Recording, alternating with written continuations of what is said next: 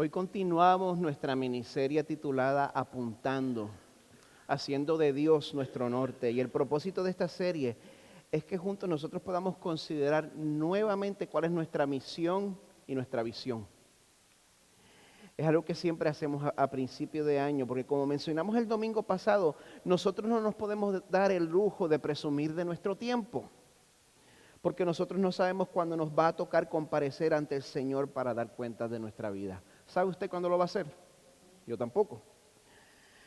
No crea la mentira de que como somos migrantes o inmigrantes o porque nos acabamos de mudar al área, que nosotros tenemos la opción de poner nuestra vida espiritual en una sala de espera. En lo que llegamos a una estabilidad financiera que en verdad es una ilusión óptica, que es un espejismo. No.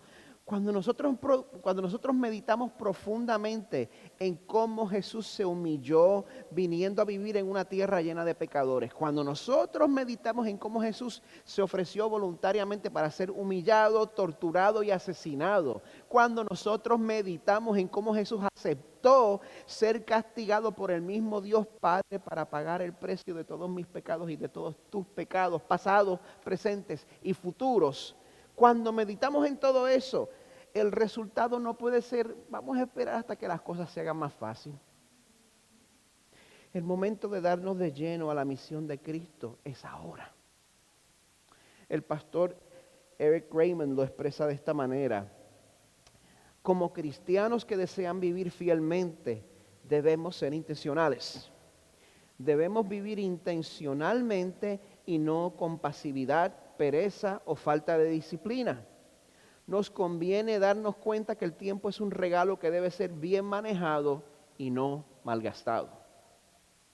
Por esa razón, como respuesta a lo que Dios ha hecho por nosotros, nuestra misión es apuntar nuestras comunidades hacia Jesús. Esa es nuestra misión. ¿Cuál es nuestra misión? Y nuestra visión es ver a nuestras comunidades ser informadas y transformadas por el poder del Evangelio para la gloria de Dios. El domingo pasado también mencioné que antes que nosotros podamos apuntar nuestras comunidades hacia Jesús, primero va a ser necesario que nosotros mismos apuntemos nuestras propias vidas hacia Jesús. Y la manera en que lo vamos a hacer es, número uno, meditando y buscando entender. Eso es lo que sucede en nuestras mentes y nuestros corazones. Lo hacemos meditando y buscando entender cada día más profundamente lo que Dios hizo para salvarnos. Nosotros no vamos a poder crecer espiritualmente si no nos dedicamos a meditar en lo que Dios hizo para salvarnos.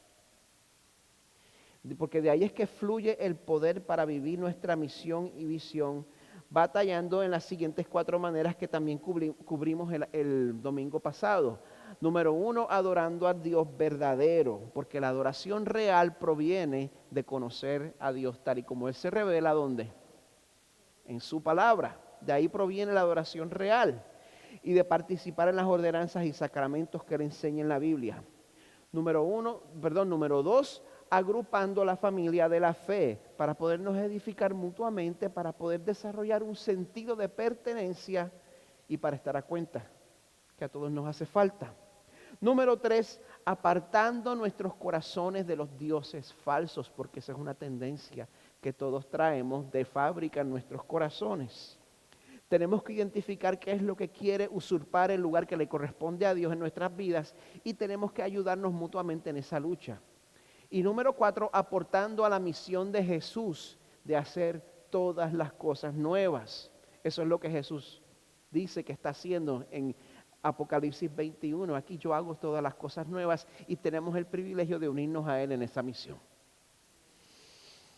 Pues el domingo pasado hablamos sobre el ritmo de vida número 1, una vida de adoración al Dios verdadero, y vimos que el único Dios que merece nuestra adoración es el Dios que nos presenta la Biblia, el Dios creador, el Dios poderoso sobre todas las cosas, el Dios cuya mente nosotros no podemos de ninguna manera pretender comprender, pero que se hace pero permite que nosotros podamos conocer. Esta mañana vamos a tratar con la segunda manera de vivir nuestra misión y visión, la cual es agrupando la familia de la fe. Así que les voy a pedir que busquen en sus Biblias en el libro de Efesios capítulo 4. Vamos a estar cubriendo la segunda parte del capítulo 4, versos 17 al 32. Si usted tiene nuestras Biblias de cortesía, se encuentra en la página 741. Déjeme decirle un poquito sobre el libro de Efesios. Esta carta fue escrita por el apóstol Pablo. ¿Y sabe dónde la escribió? Él la escribió durante uno de sus encarcelamientos en Roma. Y esta carta está dirigida, pues, como dice al principio, a los santos que están en Éfeso y que son fieles en Cristo Jesús. Y el arco general de la carta nos muestra, bueno, la primera mitad, capítulos 1 al 3, tiene que ver con recordar lo que Cristo ha hecho y ha conseguido para nosotros. Pablo empieza de esa misma manera, recordando lo que Dios ha hecho por nosotros. Y la segunda mitad del libro, los capítulos 4 al 6, básicamente tratan con cómo la realidad del Evangelio debe dictar nuestra vida. Así que la primera mitad del libro es pensar en lo que el Señor ha hecho por nosotros y la segunda mitad del libro es pensar en las implicaciones que vienen a raíz de lo que el Señor ha hecho por nosotros. Pues en el capítulo 4, en la primera mitad de este capítulo, Pablo le exhorta a los efesios a que vivan de una manera digna del llamado que han recibido. Ustedes han oído esa frase, ¿verdad? Les ruego que vivan de una manera digna del llamado que han recibido. La manera de lograr eso es, número 1, esforzándose por preservar la unidad del espíritu en el vínculo de paz. Así que si nosotros no nos estamos esforzando por mantener unidad, no estamos viviendo una vida digna de nuestro llamado. El no esforzarnos por la unidad no es opcional como iglesia. Número 2, una segunda manera de vivir dignamente del llamado que hemos recibido es usar los líderes espirituales que Dios ha puesto sobre usted para poder llegar, como dice aquí, a la unidad de la fe y del conocimiento pleno del Hijo de Dios, a la condición de un hombre maduro, a la medida de la estatura de la plenitud de Cristo, para que ya no seamos niños, sacudidos por las olas y llevados de aquí para allá por todo viento de doctrina. ¿Usted sabe de quién es responsable por su crecimiento espiritual? Haga así, esa persona. Y parte de su responsabilidad es no quedarse en la infancia espiritual. Tenemos que crecer en nuestro conocimiento del Señor. Es nuestra responsabilidad crecer en el conocimiento y en la comprensión de lo que Dios enseña en su palabra. Pues el pasaje de hoy, versos 17 al 32, nos va a mostrar cómo esa vida de madurez se va a expresar de una manera colectiva, como grupo. Así que vamos a leer juntos en Efesios 4, 17 al 32. Estoy leyendo de la Biblia de las Américas. Dice así: esto digo, pues, y afirmo juntamente con el Señor, que ya no andéis así como andan también los gentiles en la vanidad de su mente, entenebrecidos, oscurecidos en su entendimiento, excluidos de la vida de Dios por causa de la ignorancia que hay en ellos por la dureza de su corazón. Y ellos, habiendo llegado a ser insensibles, se entregaron a la sensualidad para cometer con avidez toda clase de impurezas. Pero vosotros no habéis aprendido a Cristo de esa manera. Si en verdad lo oísteis y habéis sido enseñados en Él conforme a la verdad que hay en Jesús, que en cuanto a vuestra anterior manera de vivir, os despojéis del viejo hombre que se corrompe según los deseos engañosos, y que seáis renovados en el espíritu de vuestra mente, y os vistáis del nuevo hombre, el cual en la semejanza de Dios ha sido creado en la justicia y santidad de la verdad. Por tanto, dejando a un lado la falsedad, hablad verdad cada cual con su prójimo, porque somos miembros los unos de los otros. Airaos, pero no pequéis. No se ponga el sol sobre vuestro enojo, ni deis oportunidad al diablo. El que roba no robe más, sino más bien que trabaje, haciendo con sus manos lo que es bueno, a fin de que tenga que compartir con el que tiene necesidad. No salga de vuestra boca ninguna palabra mala, sino solo la que sea buena para edificación, según la necesidad del momento, para que imparta gracia a los que escuchan. No entristezcáis al Espíritu Santo de Dios, por el cual fuisteis sellados para el día de la redención. Sea quitada de vosotros toda amargura, enojo, ira, gritos, maledicencia, así como toda malicia. Sed más bien amables unos con otros, misericordiosos, perdonándoos unos a otros, así como también Dios os perdonó en Cristo. Esta es la palabra del Señor. Y Señor, cuando vemos el potencial que tiene la iglesia de contrastar con el mundo en tantas maneras, Señor, en la manera en que nos amamos, en la manera en que manejamos nuestros conflictos, cuando vemos ese potencial, Señor, mi corazón desea eso ardientemente para nosotros.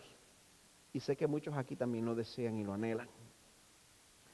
Por eso te pedimos, Señor, que tú hagas ese milagro en nosotros a través de tu Espíritu Santo, y te doy las gracias por cómo ya lo has hecho, Señor, para tu gloria, en el nombre de tu Hijo perfecto. Amén. En años recientes se ha puesto de moda que la gente encuentre fotos, aquí puedo decir bizcocho y la mayoría sabe lo que es, pasteles, cakes, que la gente encuentre fotos de bizcochos en el internet y que traten de imitarlos, pasteles hechos por personas profesionales y tratan de imitarlos. El último par de semanas noté que mi hija menor se había hecho fanática de un show por Netflix, y ese show en inglés se llama Nailed It. Es un show que, nailed it es una expresión que más o menos significa me quedó perfecto. Y el objetivo de ese show es que hay personas que son aficionadas a la repostería, ninguno es un show de realidad, ninguno es profesional. Y estas personas que son aficionadas a la repostería tratan de imitar un pastel, un bizcocho hecho por un profesional en una cantidad limitada de tiempo. Y pues la gran mayoría de las veces los resultados pues son espectaculares.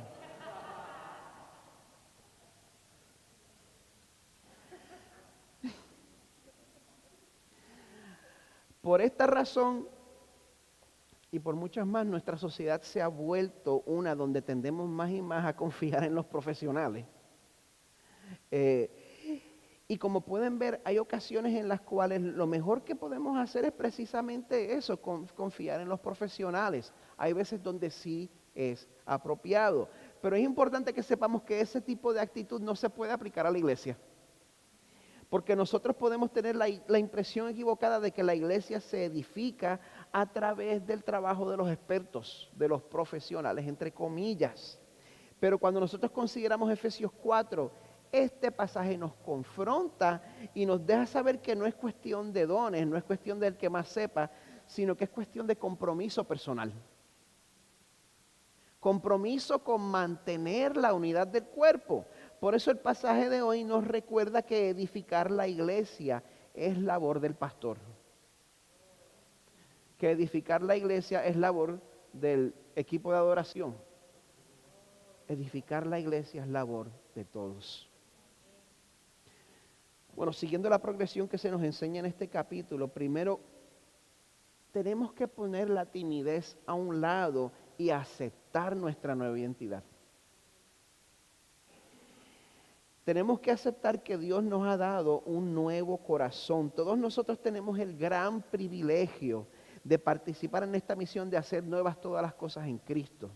Y eso es porque Dios nos dio vida cuando nosotros estábamos muertos en nuestros pecados. Esa es la única razón por la cual nosotros podemos participar y tenemos ese privilegio, porque Dios primero nos dio vida. Antes que Dios nos diera vida, nosotros estábamos muertos y no teníamos la capacidad de tan siquiera percibir las realidades espirituales. Pero el Señor intervino, nos despertó, nos dio vida.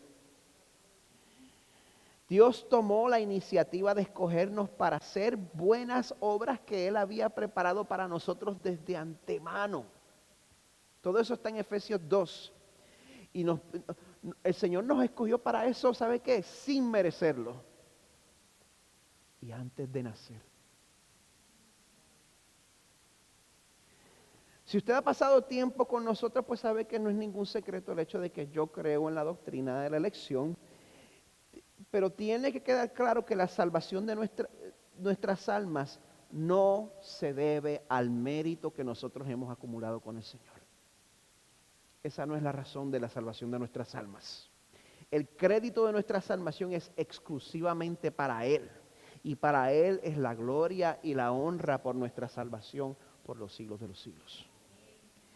Habiendo dicho todo esto, ya que sabemos que el privilegio de la salvación viene, es preservado y es consumado a través de la iniciativa divina, también es clave que sepamos sin lugar a equivocarnos que el llamado de Dios a la salvación es un llamado en el cual no hay lugar para la pasividad.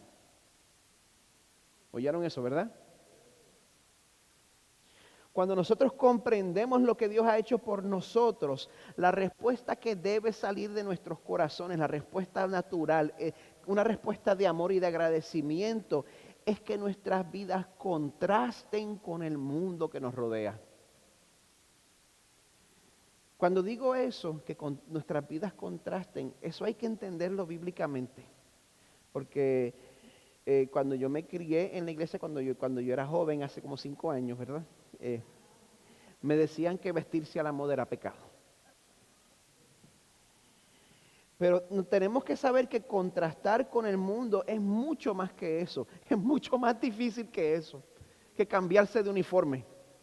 Significa que en nuestras vidas se note que le servimos y que le pertenecemos a Dios y que no hay tal cosa como una fe privada. Se tiene que notar, se tiene que derramar. Se supone que la gente note que Dios nos ha dado vida. Desgraciadamente, pues hay personas que se llaman cristianos que en su manera de vivir no muestran diferencia al mundo que los rodea. Y esto es un problema porque el verso 17 nos dice que ya no andemos así como andan también los gentiles en la vanidad de su mente. Nosotros no somos los únicos que hemos tenido que vivir dentro de una cultura y dentro de una sociedad que es hostil en contra del Señor. Esta carta estaba dirigida a los santos en Éfeso. Éfeso es una ciudad que se encuentra en lo que hoy se conoce como Turquía, una ciudad gentil, no una ciudad de judíos, una ciudad gentil. Y Éfeso estaba llena de efesios. Yo no sé si usted sabía eso. Pues, ¿qué sucede? Los efesios gentiles que no eran parte de la iglesia, eran gentiles que practicaban la idolatría. Y en Éfeso el culto predominante era el de la llamada diosa Diana. ¿Cuál es el Artemis? Artemis. La pegué. Hay esperanza, hermano. Pero volviendo al mensaje, la idolatría era el orden del día en Éfeso. Justo como aquí, justo como ahora. Sin embargo, los cristianos en Éfeso son llamados a no vivir como lo hacía la cultura de alrededor de ellos, a no vivir como vivían los gentiles. Y los cristianos del siglo XXI somos llamados a no vivir como la cultura a nuestro alrededor, sino que tenemos que vivir una vida digna del llamado que hemos recibido. Y eso va a ser algo pues que va a contrastar y va a llamar la atención. Va a llamar la atención. Uno podría pensar que está de más hacer este punto, que se sabe a leguas que el cristiano es seguidor de Cristo.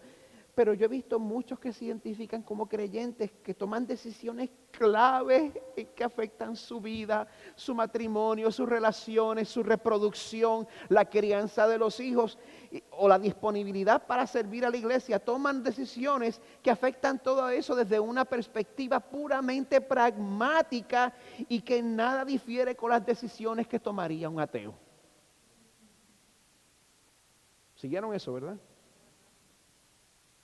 Por eso les tengo que preguntar, tus decisiones de vida, ¿Las estás basando en la palabra perdurable de Dios o en las pasiones provocadas en tu corazón? ¿En qué tú basas tus decisiones de vida? ¿En lo que recibes de la palabra del Señor o de lo que recibes de la serie de Netflix o de Prime que estás viendo por 8 horas seguidas y por eso estás durmiéndote ahora? No, no sé.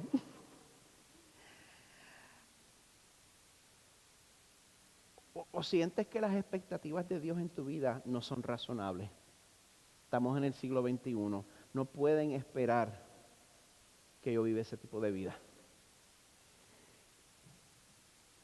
Tú tienes miedo que en el momento que tú comienzas a obedecer al Señor, tus amigos o amigas se vayan a burlar de ti. ¿Tienes esa preocupación? Te pregunto, ¿cuál opinión es más importante para ti? ¿La de tus amigos o la de tu Creador? Cuando nosotros vivimos como rehenes de la aprobación de los demás, la Biblia llama a eso temor al hombre.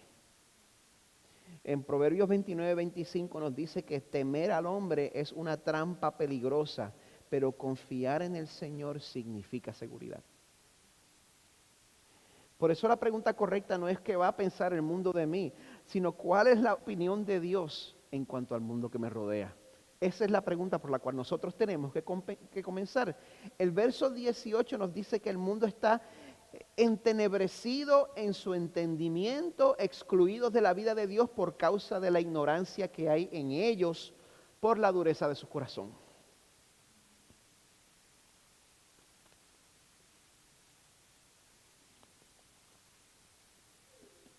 Y cuando dice que el mundo está sumido en ignorancia, no estamos hablando de una ignorancia que excusa al mundo. Yo no voy a castigar a mi hijo si no sabe lo que yo espero de él o ella. Cuando me desobedece a propósito, pues ahí es que vienen las consecuencias. Pero esta ignorancia de la cual habla aquí no es una ignorancia que nos excuse, es una ignorancia culpable. Es una ignorancia que viene a causa de rechazar la ley de Dios. El verso 19 dice, ellos, habiendo llegado a ser insensibles, entumecidos, se entregaron a la sensualidad para cometer con avidez toda clase de impurezas. Con avidez, con ganas, con gusto. Si te vas a tirar, tírate de cabeza. Pues, cuando yo leo esta descripción, pues lo que me recuerda es un pasaje en Romanos 1 que también describe ese tipo de personas. Y no me malinterpreten, esto no quiere decir que nosotros no tengamos amistades estratégicas con no creyentes, sino que leo esto para que sepan que sí, si tú estás pendiente a recibir la aprobación del mundo a tu alrededor, no te los vas a ganar, sino que ellos te van a sonsacar a ti. Eso es lo que va a suceder. Romanos 1 del 28 al 32 nos advierte sobre este mundo. Dice, como ellos no tuvieron a bien reconocer a Dios, Dios los entregó a una mente depravada para que hicieran las cosas que no convienen, estando llenos de toda injusticia, maldad, avaricia y malicia, colmados de envidia, homicidios, pleitos, engaños y malignidad. Son chismosos, detractores, aborrecedores de Dios, insolentes, soberbios, jactanciosos, inventores de lo malo, desobedientes a los padres, sin entendimiento, indignos de confianza, sin amor, despiadados, los cuales, aunque conocen el decreto de Dios, que los que practican tales cosas son dignos de muerte, no solo las hacen, sino que también dan su aprobación a los que la practican. O sea que no solo se pierden, sino que buscan reclutar para que se pierdan con ellos. Tú puedes contar con que ser cristiano te va a quitar puntos con tus amigos. Cuenta con eso. Y si estás tratando de ocultar tu fe, pues porque no quieren que pienses que eres un fanático y quieres parecer razonable y tolerante a los ojos de ellos, yo te garantizo que el mundo no va a imitar tu neutralidad. Ten cuidado a quien quieres impresionar. No seas que termines comportándote de la misma manera que lo hace una persona endurecida. Ahora, Dios nos da gracia. Porque hay una diferencia entre ser una persona que lucha en contra del pecado. Eso somos todos nosotros. Todos tenemos una lucha privada en contra del pecado. Hay una diferencia entre eso y ser una persona que comete ese pecado, como dice aquí, con avidez, con sabrosura. El verso 20 nos dice, pero vosotros no habéis aprendido a Cristo de esa manera. ¿Qué significa eso? Eso significa que nosotros debemos dedicarnos a que nuestras vidas se parezcan al Jesús que conocemos en la Biblia. ¿Qué significa eso? ¿Qué aprendemos en la Biblia sobre Cristo? Bueno, nos dice que Jesús, en vez de ser una persona que vivía para complacerse a sí mismo, Él era alguien que se negaba a sí mismo por su pueblo. Y eso es lo que nos toca aprender de Jesús. Marcos 10:45 nos dice que ni aun el Hijo del Hombre vino para ser servido, sino para servir y para dar su vida en rescate por muchos. Por eso es importante que conozcamos al Cristo bíblico y no como el mundo muchas veces lo pinta. El Jesús de la palabra no es el Jesús que la gente se espera. Es un Jesús que edifica su reino no solo relacionándose con los poderosos, sino también dándole su atención al desventajado, al marginado, no sé cómo me sale. Él es un Jesús que se relaciona de manera amante y misericordiosa con el que es rechazado. Y también Jesús es alguien que no se come los cuentos de los religiosos hipócritas y está listo y está dispuesto a virar las mesas de los estafadores del templo. Este es el Jesús que la Biblia enseña. Dice el verso 21, si en verdad lo oísteis y habéis sido enseñados en él conforme a la verdad que hay en Jesús. Que en cuanto a vuestra anterior manera de vivir, os despojéis del viejo hombre que se corrompe según los deseos engañosos. Antes de empezar con las maneras en las cuales tenemos que cambiar, tenemos que prestar atención al verso 23 cuando dice que nosotros debemos ser renovados en el espíritu de nuestra mente. Como dijimos el domingo pasado, el cambio verdadero es algo que viene de adentro para afuera. Nosotros no nos hacemos pueblo de Dios por nuestras acciones, sino que el Señor nos cambia y nuestras acciones lo reflejan. Romanos 12 nos exhorta a que seamos transformados mediante la renovación de nuestra mente. Nosotros no vamos a cambiar de manera ni verdadera ni duradera si primero la palabra de Dios no cambia nuestras mentes y nuestros corazones. Nosotros no podemos tomar un árbol de aguacate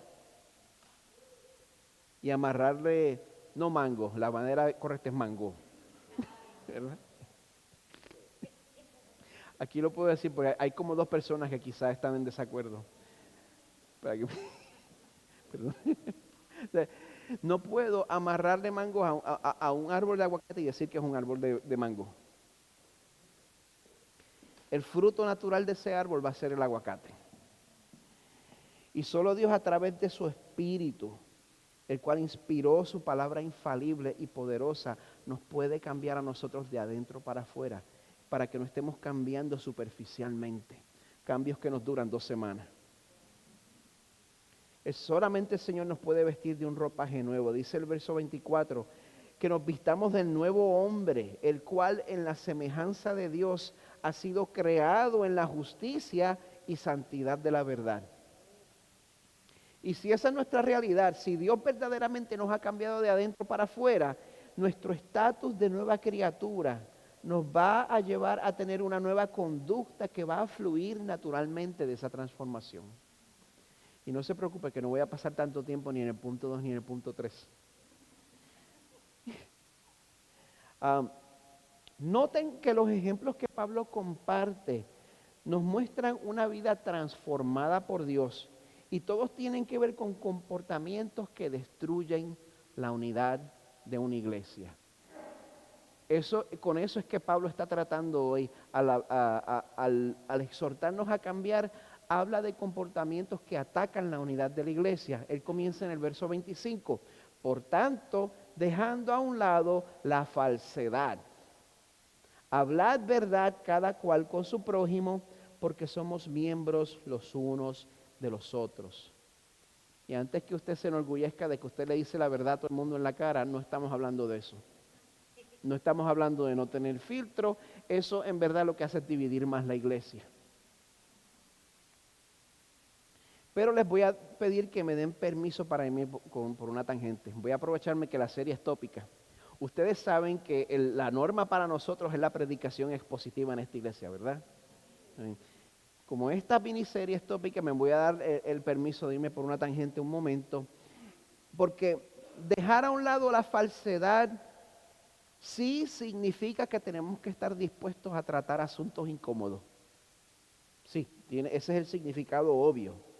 Pero cuando la palabra de Dios nos exhorta que pongamos a un lado la falsedad, yo creo que eso también significa que ya la hora ha llegado para que dejemos de una vez por todas, y sígame aquí y tenga paciencia conmigo, porque a muchos de ustedes no les va a gustar. Tenemos que dejar a un lado el lenguaje artificial y religioso que solo tenemos nosotros aquí en la iglesia.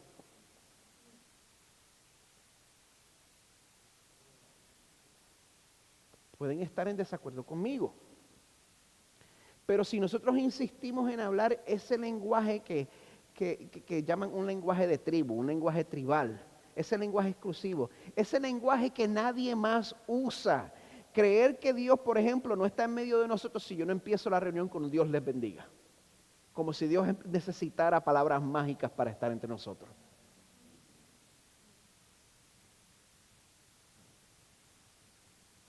Usar frases de alabanza como muletilla, hermanos, que el Señor les bendiga, aleluya, amén. Estamos aquí, aleluya, amén, para gozarnos en esta de una manera especial, aleluya, amén.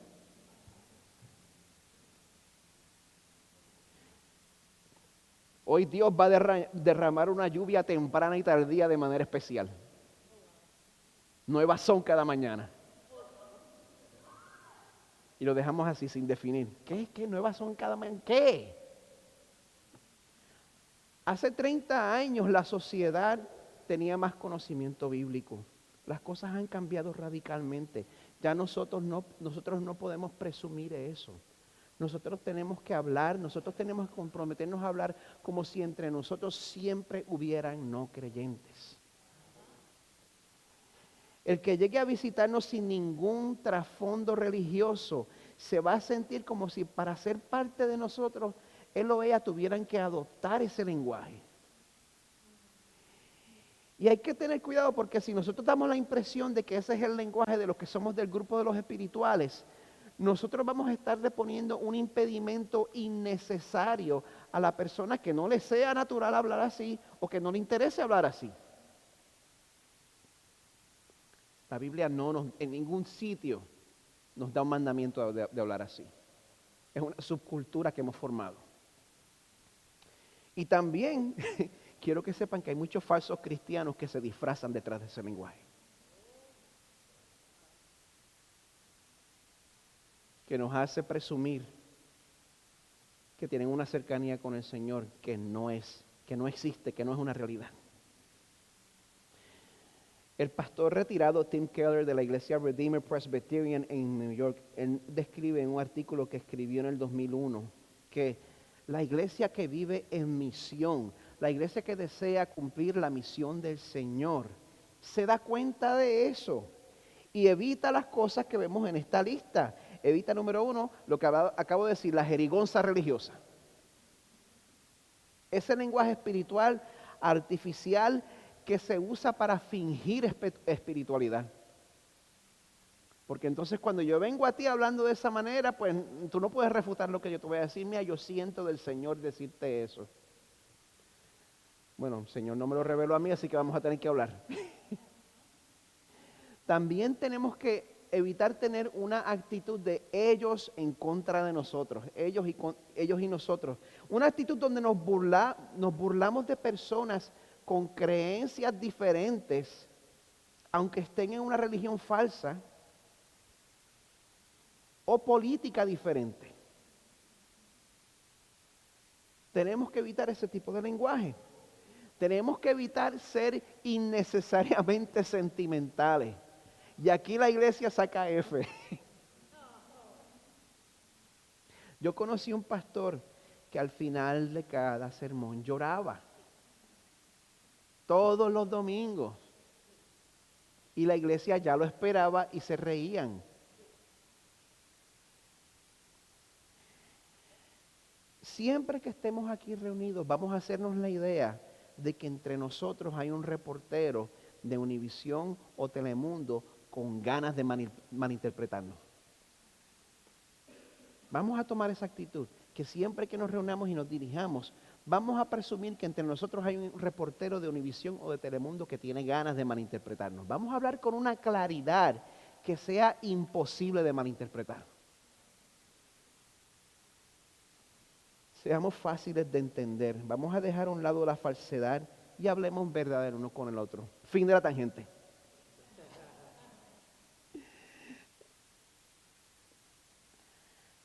El verso 26 también nos da permiso, nos dice, airaos.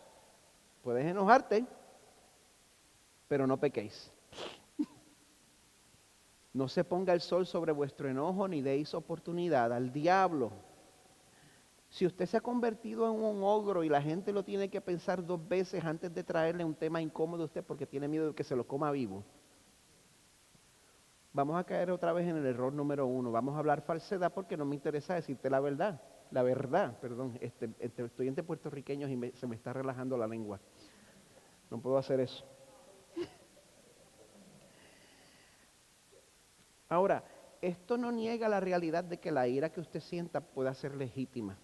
Absolutamente. Donde algo incorrecto esté pasando, lo correcto es que nos airemos para defender. Airaos. Pero tenemos que tener cuidado porque la línea entre la ira justificada y la ira pecaminosa se cruza en cuestión de nada. Por lo menos en mi caso es así. Y debido a la realidad trágica del pecado en nuestros corazones, Santiago 1:20 nos dice con claridad que la ira del hombre no obra la justicia de Dios. Así que tenemos que conocer eso. Y aunque usted tenga la reputación de ser alguien de mecha corta, si usted le pertenece a Dios, el Espíritu Santo está disponible para enseñarle a controlar su ira y buscar la reconciliación. Usted no está fuera del alcance de la gracia del Señor. El verso 28 continúa retándonos, diciéndonos que el que roba, no robe más, sino más bien que trabaje haciendo con sus manos lo que es bueno, a fin de que tenga que compartir con el que tiene necesidad. ¿Sabe qué? Este pasaje nos anima a nosotros a no vivir del cuento ni a fingir enfermedades para que nos caiga una pensión.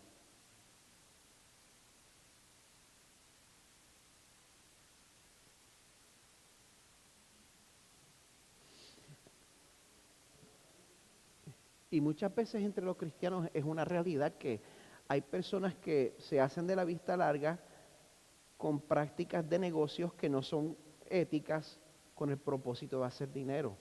Habla de esto también. No estamos hablando solamente de meterse a un 7-Eleven a robarlo a punta de cañón. Hay muchas maneras de robar que no tienen que ver nada con el estatus social de la gente.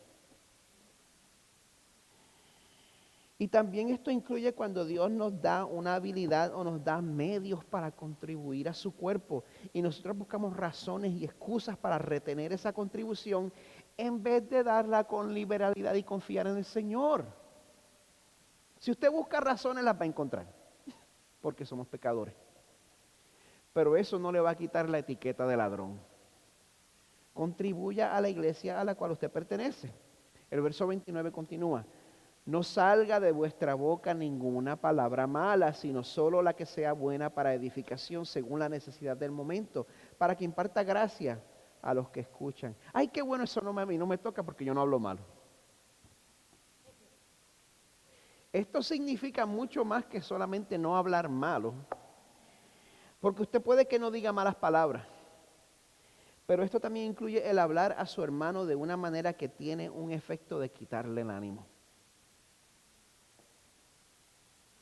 Hemos conocido ese tipo de personas. Usted se reúne con ellos, hablan con usted y usted sale completamente drenado de esa reunión. Porque no han aprendido el arte de animar. Y muchas veces nos escondemos detrás de la excusa que, bueno, la verdad hay que decirla. Yo soy tan feo como Franco. Pero entonces comunicamos las cosas de una manera tan dañina que el efecto no es la edificación del oyente. Aún en el momento de confrontar necesitamos impartir gracia a quienes escuchan. Pero cuando no hacemos caso a lo que nos dice la palabra aquí, cuando nosotros no desafiamos nuestras tendencias naturales a hacer estas cosas, cuando nosotros no adoptamos esa nueva conducta de la nueva criatura, eso tiene un efecto que estanca la santificación en nuestras vidas. Si usted no le hace caso a esto, su santificación se va a estancar. Por eso el verso 30 nos advierte: no entristezcáis al Espíritu Santo de Dios, por el cual fuisteis sellados para el día de la redención. Es posible estancarse espiritualmente porque nos hemos endurecido a la voz del Espíritu Santo. Crosspoint Español no se conforme con ser un cristiano estancado. Eso es un juego peligroso. Cuando nosotros nos permitimos el lujo de caer en esas prácticas, eventualmente vamos a experimentar la tragedia de haber entristecido al Espíritu. Eso es una tragedia, porque van a llegar tiempos en los cuales vamos a necesitar que Dios dirija nuestras decisiones, pero nuestro pecado habrá tapado nuestros oídos espirituales y no vamos a poder oír la voz de Dios. ¿Quiere que Dios lo ayude y lo dirija a través de los tiempos difíciles en su vida? Entonces contribuya a la unidad de la iglesia para que el mundo pueda ver esa nueva comunidad que solo Dios puede hacer posible. Se me está acabando el tiempo. El verso 31 comienza la exhortación final a que nos deshagamos del tipo de comunidad pues que sale por naturaleza, como si fuera maleza en el patio.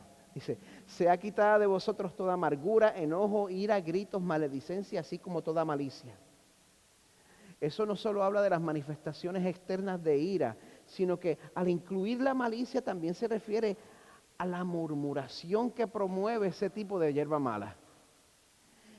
Pero si en verdad somos de Dios, el Espíritu Santo nos ha dado un poder sobrenatural. Usted tiene acceso al Espíritu Santo, y lo cual nos da el poder para ser más bien amables unos con otros, misericordiosos, perdonándoos unos a otros, así también como Dios os perdonó en Cristo. ¿Quién quiere una iglesia dividida? Qué bueno. Si usted como yo anhela una iglesia unida, tenemos que perdonar de la misma manera que hemos sido perdonados. Porque nosotros nos podemos cantar los más reformados, pero si nosotros rehusamos perdonar, la palabra de Dios pone nuestra salvación en duda. Mateo 6. Si perdonáis a los hombres sus transgresiones, también vuestro Padre Celestial os perdonará a vosotros. Pero si no perdonáis a los hombres, tampoco vuestro Padre perdonará vuestras transgresiones. Ayúdame, Señor. Hay un tipo de amargura en nuestra vida. No podemos perder el tiempo. Busquemos reconciliarnos agresivamente. Agresivamente. Nosotros no tenemos otra opción. Es esencial que pongamos todo esto en práctica. En el libro titulado Comunidad, el autor Brad House escribe lo siguiente, dice: el número de asientos llenos no va a determinar el legado de nuestras iglesias. La profundidad a la cual el Evangelio penetre en las vidas va a determinar el legado de nuestras iglesias. Por eso les quiero invitar a que participemos juntos en pedirle a Dios que el Evangelio penetre en nuestras vidas y a que recibamos la gracia de Dios al participar del sacramento de la comunión.